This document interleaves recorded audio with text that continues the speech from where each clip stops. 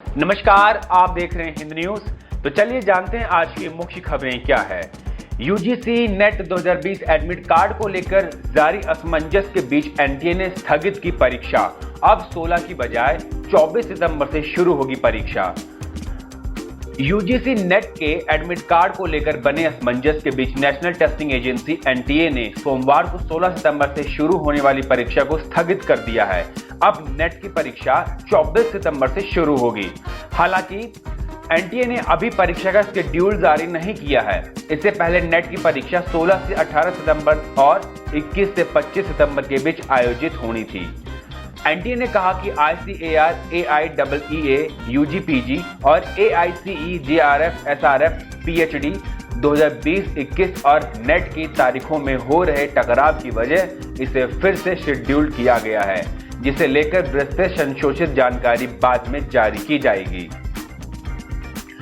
चीन सीमा विवाद पर संसद में रक्षा मंत्री राजनाथ सिंह बोले, चीन ने एलएसी और अंदरूनी इलाकों में भारी तादाद में सेना और गोला बारूद जमा किया, हमारी सेना भी तैयार है। रक्षा मंत्री राजनाथ सिंह चीन से सीमा विवाद के मुद्दे पर लोकसभा में बयान दिए। उन्होंने बताया कि समस्त देशवासी अपने वीर जवानों के साथ खड़े हैं। मैंने भी लद्दाख जाकर अपने शूरवीरों के साथ समय बिताया है और मैं आपको ये बताना चाहता हूं कि मैंने उनके अदम्य साहस और शौर्य को महसूस भी किया है। कर्नल बाबू और उनके वीर साथियों ने अपना बलिदान दिया है। राजनाथ सिंह ने कहा, दोनों देशों के बीच कई प्रोटोकॉल भी हैं। दोनों देशों ने माना है कि एलएसी पर शांति बहाल रखी जाएगी। एलएसी पर किसी भी तरह की गंभीर स्थिति का दोनों देशों के बीच रिश्तों पर गंभीर असर पड़ेगा। पिछले समझौते में यह जिक्र है कि दोनों देश एलएसी पर कम से कम सेना रखेंगे और जब तक सीमा विवाद का हल नहीं निकलता तब तक एलएसी का सम्मान करेंगे। 1990 से 2003 तक देशों ने एलएसी ने अपनी समझ बनाने की कोशिश की, लेकिन चीन ने इसे आगे बढ़ाने पर सहमति नहीं जताई। इसी वजह से एलएसी को लेकर मतभेद है। सबसे बड़ी वैक्सीन निर्माता कंपनी का बयान, 2024 तक इतनी वैक्सीन नहीं तैयार हो पाएंगी कि दुनिया भर के हर इंसान को दी जा सके। साल के अंत तक कोरोना की वैक्सीन मिलने की उम्मीद करने वालों को झटका लगा है। वैक्सीन तैयार करने वाली दुनिया की सबसे बड़ी company serum institute of India की ओर से बड़ा बयान आया है। कंपनी के सीईओ अडार पूनावाला का कहना है कि 2024 तक भी इतनी वैक्सीन नहीं तैयार हो पाएगी कि दुनिया के सभी लोगों को डोज उपलब्ध कराई जा सके।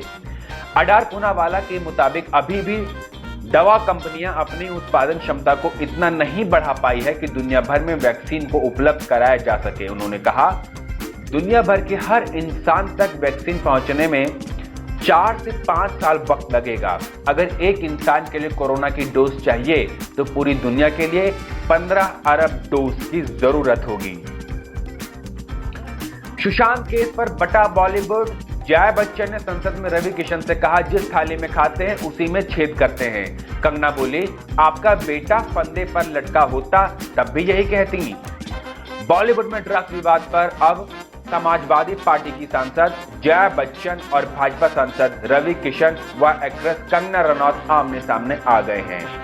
मानसून सत्र के दूसरे दिन मंगलवार को राज्यसभा में जया बच्चन ने किसी का भी नाम नहीं लिए बिना कहा, फिल्म इंडस्ट्री में नाम कमाने वाले उसी को गटर कह रहे हैं। मुझे उम्मीद है कि सरकार ऐसे लोगों से कहे कि वे इस तरह की भाषा का इस्तेमाल नहीं करें। इस पर कंगना ने कहा कि आपका बेटा फंदे पर झूला होता तो भी क्या आप यही बयान देती। रवि किशन ने कहा कि जया जी से कहा कि जया जी ऐसी उम्मीद नहीं थी आपसे।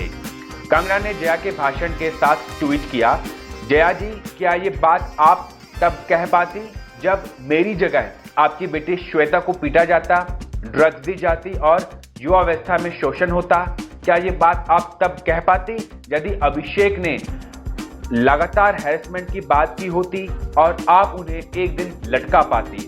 हमारे साथ सहानुभूति रखिए। भारतीय यूजर्स के लिए नया ऐप YouTube ने टिकटॉक की तरह भारत में YouTube शॉर्ट्स लॉन्च किया। यूजर्स बना सकेंगे 15 सेकंड का वीडियो। टिकटॉक के विकल्प में इंस्टाग्राम का रील फीचर रोल आउट होने के बाद अब यूट्यूब ने अपने भारतीय यूजर्स के लिए short video making platform shorts को लॉन्च कर दिया है। जैसा कि नाम से स्पष्ट है कि यहाँ यूजर्स टिकटॉक की तरह ही छोटे छोटे वीडियो बना सकेंगे। यूट्यूब ने अपने ब्लॉग में लिखा है कि हमें उम्मीद है कि यूजर्स के लिए यह ऐप नया अनुभव देगा। इसे बहुत जल्द भारतीय यूजर्स इस्तेमाल कर सकते हैं। हम शॉर्ट्स के साथ एक प्रारंभिक बीटा लॉन्च कर रहे हैं। धीरे धीरे हम शॉर्ट्स में और सुधार करते जाएंगे। आने वाले महीनों में इस ऐप में और अधिक फैसिलिटीज को जोड़ेंगे, साथ ही अधिक देशों में इसका विस्तार किया जाएगा।